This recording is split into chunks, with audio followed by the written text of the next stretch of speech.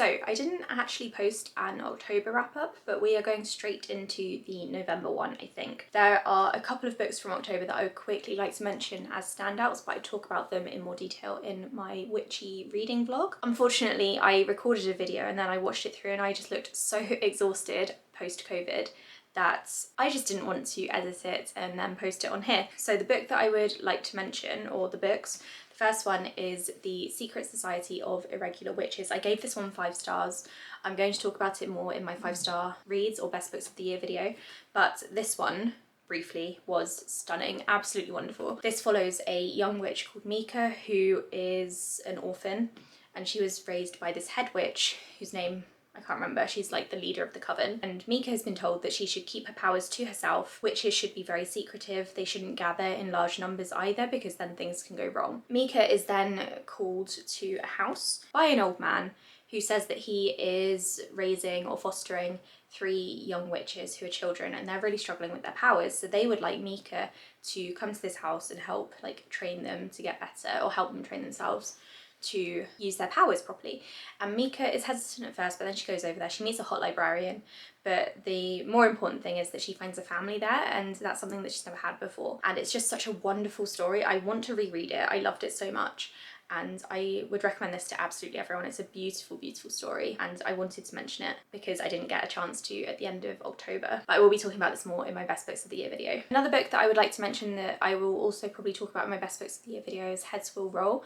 This is a slasher book set at a resort, and it's a lot of fun. If you like slashy, gory horror where heads are literally being chopped off, you will enjoy this. It's really well written, it's fast paced, and I had a really good time with it. And then the only other one from October that I would really like to give a shout out to is The Phoenix Keeper. This is a really lovely cozy fantasy book. It's about a woman who is a phoenix keeper at a magical zoo, and she is trying to appeal for her zoo to have a phoenix breeding program for this particular kind of phoenix. The only problem is, because it's so endangered, it takes a lot of licensing and approval by management. And there's also the issue of recently some phoenixes who were breeding, their eggs were unfortunately stolen and sold through the black market. The main character is trying to prove herself as a really good phoenix keeper so that she can be trusted with this task, while also getting into a new relationship. And there's also an intense rivalry with another zookeeper at the zoo. I didn't love the main character. I'm going to talk about her more again in my best books of the year video, but she got on my nerves so much. She was absolutely awful, and I was kind of like, how can anyone be friends with her? She didn't really have any redeeming qualities, I have to say, apart from liking birds, I guess. And I don't think she really learned much of a lesson at the end, or by the end. But I did really enjoy this book. I love the setting, I really loved the action towards the end, and I really enjoyed the love interest as well. She was absolutely wonderful, and I don't think the main character deserved her. So those are the 3 books that really stood out to me in October. I had a good reading month. On to November. The first book that I read was Dead of Winter. This is another book by Darcy Coates. I'm trying to read her backlist, and I think I've read like 3 or 4 books by her. This one is a winter snowy thriller. It's about a woman and her fiance who are going to a ski resort in the snowy mountains, and then before they can actually get to the resort itself, there's a massive snowstorm and her fiance goes missing, and the main character has to try to reunite with the group, which she does quite quickly, and they shelter in this tiny cabin that they come across. It's left unlocked, so that's immediately sus. And then on the first night, someone is killed. Actually, they're beheaded, and it's kind of gross. And the main character thinks that one of them could be behind it, or there's someone else on the mountain, but it's more likely that it's one of this group. I did find this very thrilling. It's not my favourite book by Darcy Coates at all, but I really enjoyed the survival elements. So the main character is dealing with frostbite on her hands, and that was really cool. I really enjoyed the whole crew sort of trying to survive in this cabin and figuring out how long they've got left with their rations and things. The gory elements, like the beheadings and stuff, they were the least interesting part of the book to me. There was a twist, of course, towards the end. It's a thriller book, and I did see it coming, but I still found it very thrilling when it was revealed, so that's always a sign of a well-written thriller. I love the atmosphere and the snowstorm and stuff. I read this when it was just getting colder in the UK, and I would recommend this if you want an atmospheric, fast-paced thriller book. I read Oathbringer Part 2. I read Part 1 in October, but I'll just talk about it together. Part 1 was the most boring thing I've ever read by Brandon Sanderson, or would that be Warbreaker? But this book was so boring. What have I given it? I've given the first part 2 stars and this part 2.5 stars, so that's like 2.25 overall. This is just not a good book. It's the 3rd book in the Stormlight archive. It drags, it's far too long. Brandon Sanderson needed an editor. It jumps back and forth between characters unnecessarily. You go from one character kind of sat around and talking at a table about the same thing again and again to another character sat around talking at a dinner table again and again, and it's just so boring. It could have been condensed. The pacing is entirely off and I didn't enjoy it. I also don't like Shalyn as a character. I'm just not coming around to her at all. I didn't like her in the 1st book. In the 2nd, I don't really remember her at all. But I had hope, and then in this 3rd one, she's back to being just so boring. I do love Adeline and I love Cal, and I love them both together, but unfortunately that's never going to happen. I think Adeline actually makes Shalyn a bit more interesting to me, but I think that's only when he's in the scenes because I enjoy their banter, but it's mainly the banter coming from him, which is sweet. I read this at the beginning of the month and honestly I am struggling to remember the plot points that were important because I obviously know what happens, but it seems like only the ending was all that engaging or important. I'm definitely gonna have to read a recap before I read Rhythm of War because when I get bored in books I start to zone out, especially when they're like, what, 1400 pages long or something ridiculous. There's honestly just no need for it. And I'm now really worried about going into Rhythm of War. My friend Angela said that the pacing is better, it's more well crafted, but I just don't know. I don't know. So that was really disappointing. I read The Women by Kristen Hanna. This is a really good book. It's obviously historical fiction. It's set during and after the Vietnam War in the US. So the main character, her brother wants to join the war effort even though they're a really well-off family, so he doesn't need to. But he goes to Vietnam as a soldier and she is desperate to join him and help him, but also to prove to her parents that she can do what her brother can do. So she is in training to be a nurse and then she applies to be a nurse in the army even though she's got no experience, which she should really have before being sent over there, but she kind of talks her way into it. And also I think they're kind of desperate for nurses at this point, so yeah, she heads over there. Just before she leaves to get on the plane to go over to Vietnam, she learns that her brother was killed over there. So then she immediately doesn't want to go. She's realising what she has signed up for and that it may have been a mistake. But she has to go anyway because she's now signed. So she goes over there and then the first part of the book is set in Vietnam during the war and it's really harrowing. And then the main character comes back and she is surprised to see how soldiers and nurses are being treated now that they're back. So I guess the attitude towards the war kind of shifted during her time over there. By the time she gets back, a lot of Americans had the opinion that the war should not have happened, which I agree with, and America shouldn't have gotten involved. So people really disrespect the soldiers who are returning at this point, and they also refuse to believe that she was over there at all because there are no women in Vietnam, because no one really thought about the nurses who were over there. So she's trying to get like a job and stuff and everyone's like, you've got no experience. She's like, I do, I was literally in a war zone, but they wanted to start from the bottom again, and so she has a really difficult time with that. And it basically all accumulates into her having severe PTSD and lots of mental health issues. I won't go into loads of detail and describe the entire plot. A large part of the 2nd half of the book is traumatizing. I found it quite harrowing to read, worse than the bits in the war zone itself, because it just felt like no one believed the main character and it all just felt really hopeless. And I think Kristen Hanna did a really good job of conveying how that character was feeling, because I started to feel like it too.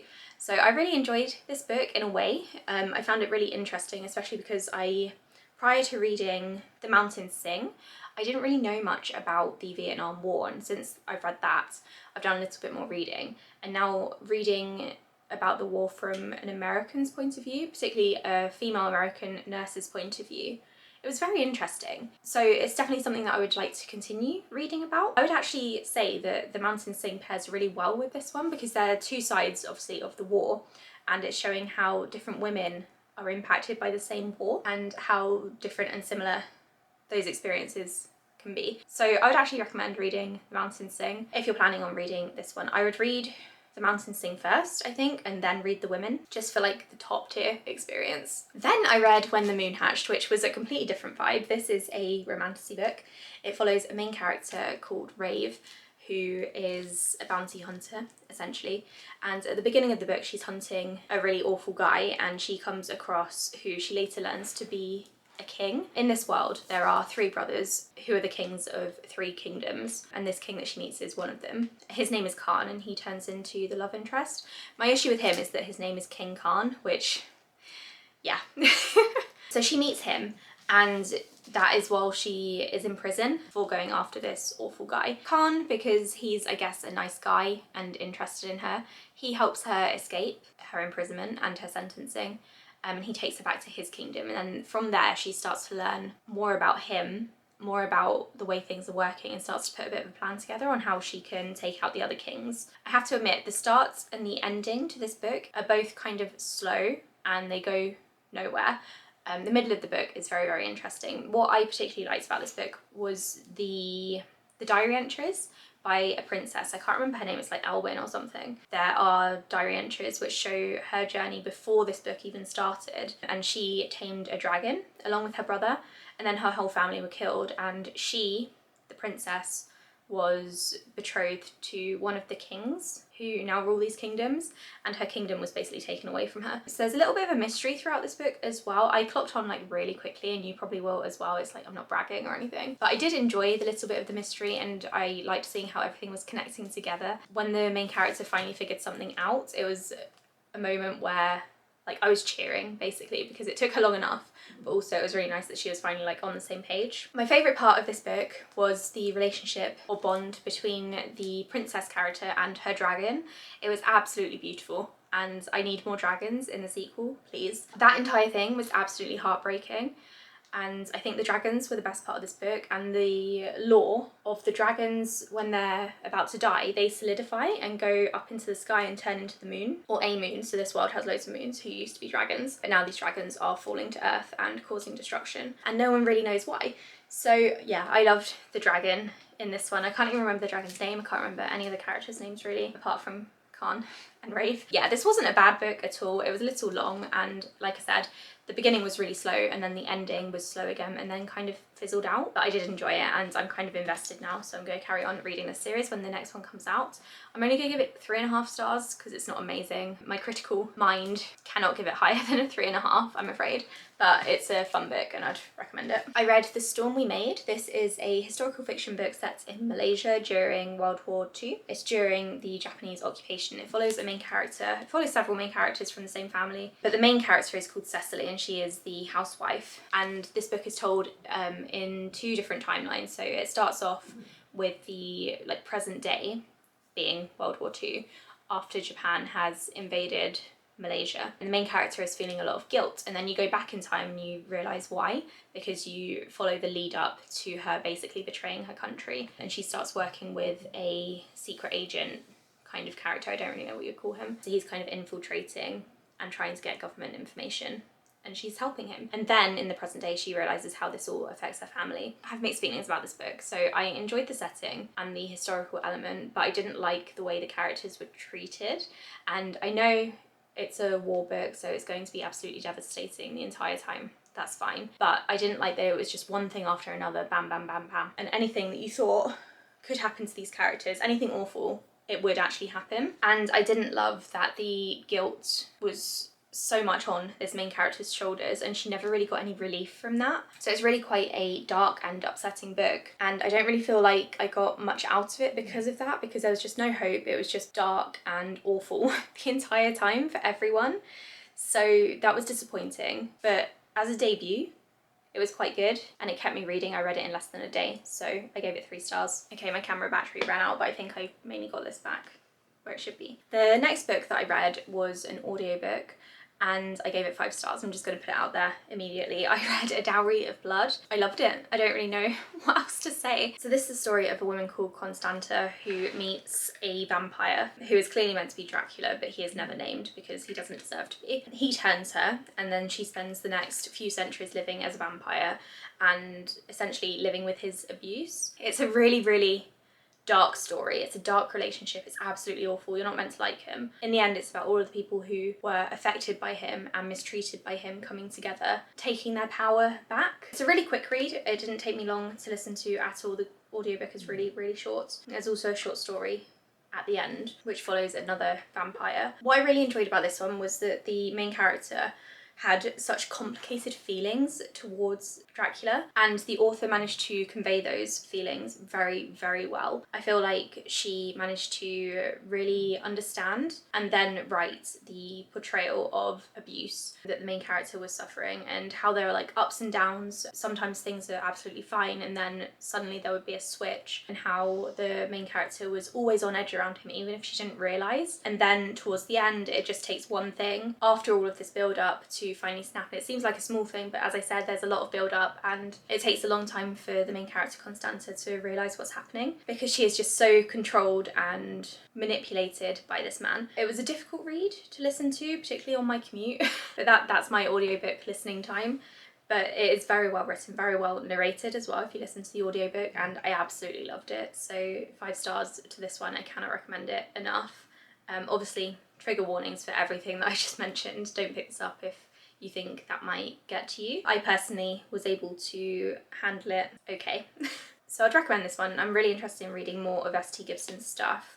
I've heard that An Education in Malice isn't as good, but let me know if you enjoyed it, because I quite like the writing, really liked the writing. So I want to read more by her, and I'm hoping that I will enjoy all of her other books. I read Somewhere Beyond the Sea. This is the sequel to The House in the Cerulean Sea, and this follows Arthur and the children and Linus on the island after the events of The House in the Cerulean Sea, when the government is sending someone else over to investigate and see what Arthur is up to. What I loved about this one was that the author says that he wants to be the anti J.K. Rowling, and I think he accomplished that with this book. It's so lovely and cozy and heartfelt, and it made me cry at times. I thought it was beautifully written. I did think that sometimes it sort of dragged a little bit because it was doing the same stuff over and over again, but because I love the children so much, and Arthur and Linus, I really didn't mind. I just wanted to spend more time on this island. I'm not really sure how I feel about the ending, just because it did something that, I don't know, I was kind of,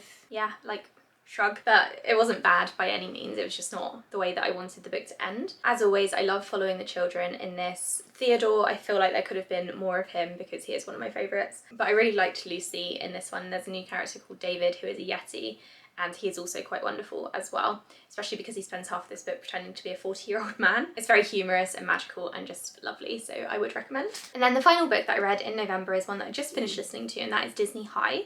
This is a book about Disney's tween empire, like the rise and the fall of it. It starts off talking about the Mickey Mouse Club that Britney Spears and Ryan Gosling and everyone else were in. And then chapter by chapter it covers other Disney stars and shows that were very popular, like Even Stevens, Lizzie McGuire, Miley Cyrus, and then it ends after talking about Demi Lovato, because after that Disney saw a decline in viewership, so it was kind of talking about like its heyday basically. I didn't have the Disney Channel growing up. I didn't have like cable or like a subscription to TV, so I only really watched Disney shows when they came out later on one of the other 5 channels, or when I was around my friend's house. And I remember really enjoying like Sweet Life and Lizzie McGuire I also enjoyed, but I never really got into Hannah Montana, and I only really saw the odd episode of Even Stevens, so I didn't feel like a massive connection to any of the shows.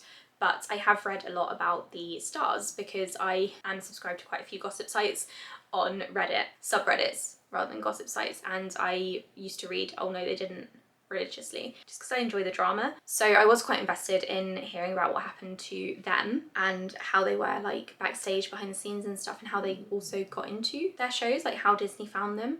It was really interesting, but I did already know most of it, I think, so it wasn't really anything new to me, but that might not be the case for you. So I'm gonna give this one 4 stars. I enjoyed it. It was really well narrated. It was narrated by Miranda from Lizzie McGuire, so she had to read about her own drama as well, which was interesting. It was enjoyable and very informative and also infuriating, but I would recommend it. And those are all the books I read in November, and some of the ones that I read in October as well. It was a good reading month, I think. I read some really good ones and books that I really wanted to talk about as well. I could have probably read more. However, I have been prepping for Bookmas like crazy. I'm hoping to post every day. I've currently got enough videos recorded for every other day, and that might be enough, but I don't know. You're watching this in December, so you'll know what I'm up to If I miss an upload, it's fine. I'm hoping December will be a good reading month, but again, I'm doing Bookmas and then I'm prepping to go to Australia, and then I'm also thinking about starting another channel, so I need to record even more videos for that. I don't know how December's gonna go. I'll have posted my TBR by now, and that one, I didn't think it was too ambitious, but thank you for watching. Let me know your favourite book from November in the comments below, and I will speak to you all in the next video. Bye!